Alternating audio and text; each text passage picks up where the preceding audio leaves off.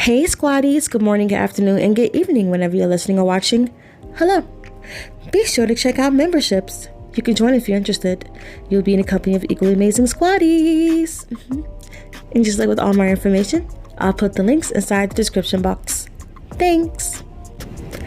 Dear British monarchy / media, Prince Harry nor Princess Meghan doesn't owe you anything. Harry, or Prince Harry, to the world, is his own self, regardless of who his parents, grandparents, and ancestors were.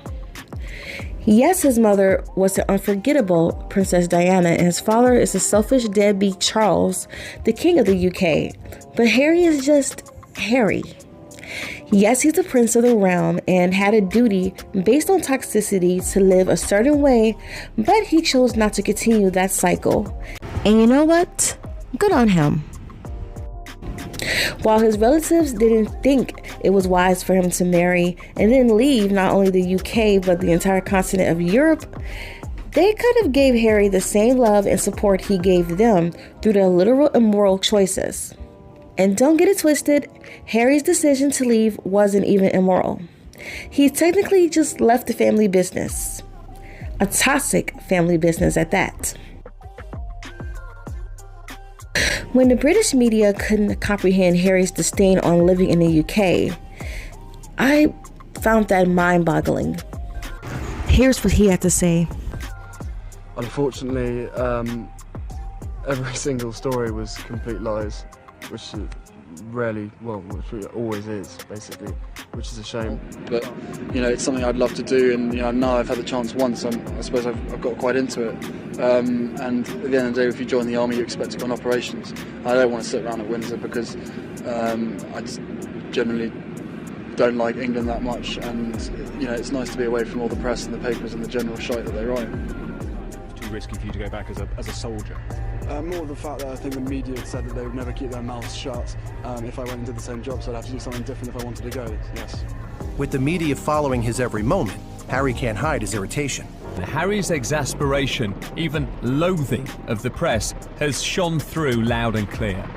My father always says don't read it, everyone says don't read it because it's always rubbish. I'm surprised how many people in the UK actually read it. Everyone's guilty for buying the newspapers, I guess, but hopefully no one actually believes what they read, which I certainly don't. But yeah, of course I read it. If there's a story and something's being written about me, I want to know what's being said. But all it does is just upset me and anger me that people can get away with writing the stuff they do. Not just about me, about everything and everybody.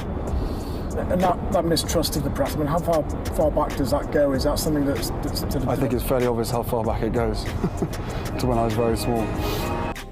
Like, on many interviews before even knowing Meghan's existence, Harry has mentioned on rather living elsewhere and being away from the royal family life. He'd probably spent his entire life in the military if he could have.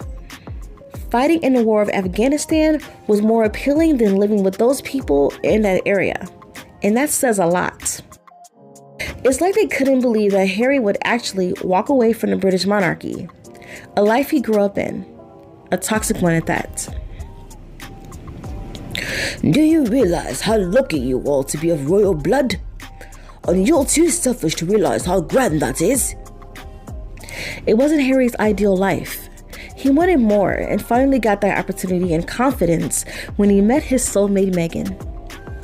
And disclaimer alerts, I'm not speaking for the entire UK or even Britain, but from what I've heard from 3 people, yes, 3 people from either London and Manchester, as well as watching videos, there's a huge culture difference between the US and UK.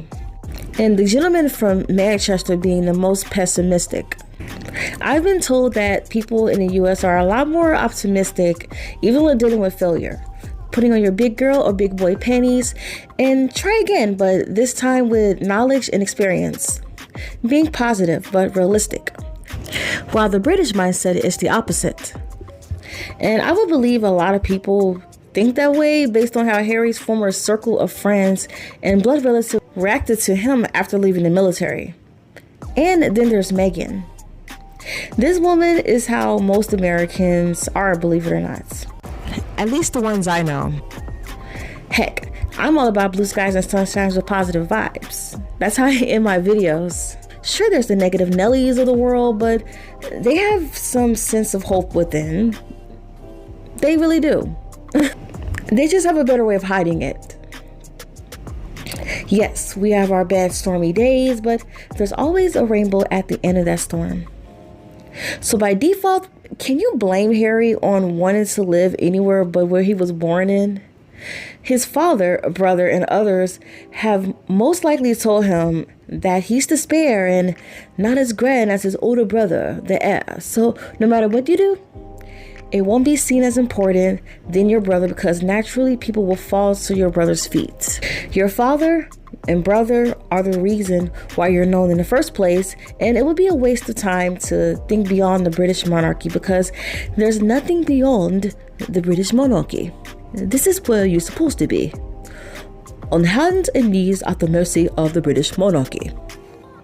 And it seems like Harry was fine with that idea at first, as long as he's traveling away from those people, the same people who are in bed with the media. Just because they submit to bullies and blackmail doesn't mean he has to. And I'm not speaking for Harry, but I'm pretty certain that he realized that his views on Africa is way different than how his family views Africa. Because Africa is like his safe haven. That was his escape from the life he grew up in. It was his home away from home. So naturally he would feel away by his adopted home country, especially Botswana and South Africa. Harry sees family. He appreciates the culture and learns some of the languages and the way of the people, while his brother, father, and even grandmother and grandfather didn't. Sure, they, did some little stiff hip action with the people, dancing in front of the cameras, but what else did they do? William sees them as a hobby, some one-sided creepy ownership over the entire continent. Africa is mine, mine, mine. Or even as a pet to make him look good in front of the cameras, just like his dear old dad. I mean, I'm sure the welfare royals heard Harry's passions about Africa in general, but I'm willing to bet they shot down his words and genuinely beautiful feelings for Africa with their gaslighting or not even taking his words seriously. Same with the Invictus Games. I'm sure they thought that this was just a silly little hobby that'll disappear just like their silly little hobbies. We've all had wild ideas and dreams, but our priorities relies on the crown and nothing more. These people need us more than we need them. Telling him BS to hold him back. I'm sure he's challenged or questioned some of their BS and learned early on to just melt in the back, express or show 50% of yourself, and let the air shine. Because he's just a spare. Then there's the media aspects of things. Harry would give them little interviews, mainly to put the spotlight on his causes.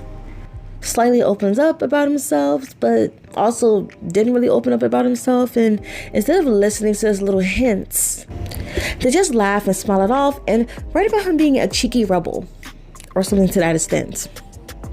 Yes, news outlets were also aware of his feelings, but they also didn't take it seriously. Because who in their right mind would walk away from the monarchy? As I mentioned on a past podcast, Harry is a think out of a box type of person. He's exactly like his mother, the Queen of Hearts, which makes him the Prince of Hearts. You can't have a heart if you're a part of the British monarchy. At least in my opinion. Being cold, lifeless, and dull is the way to go. Pretend you care enough to fool the people is all you have to do. And that's what they've been doing pretty much. Pretty much fooling people, acting like they care about things, and pretty much doing a bare minimum. And we never hear about those causes ever again after that. So when Meghan got into the equation, they didn't think that they'd get outshined by her. She's black, biracial, but the African DNA just outweighs it all. It doesn't matter if she was half black or a quarter black, she's black in their eyes. Who cares if she's a college-educated, self-made millionaire with a career? The British royal class doesn't even respect the working people. No matter how many millions you make, they're going to continue to look down at you. Unless you're a celebrity for Hollywood. That makes for perfect photo ops and to show how hip and modern they are. I'm sure the people in the UK can second what I said. And I'm pretty certain if you've read some old books like maybe from Jane Austen or other authors like her, you would have already known this as well.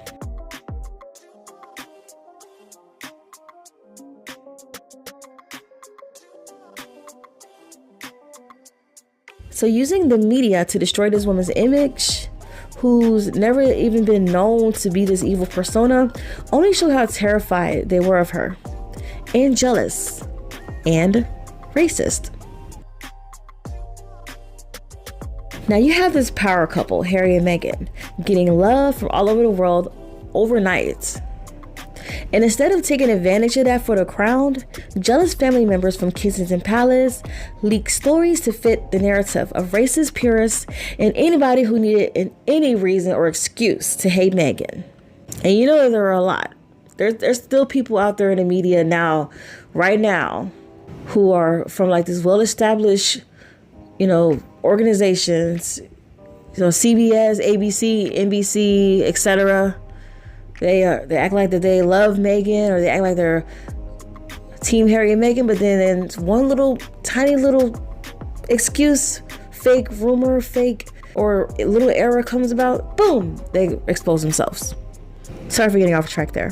Harry went to his father and brother for help, only to get shunned and gaslight, telling him, "We went through it, so will you."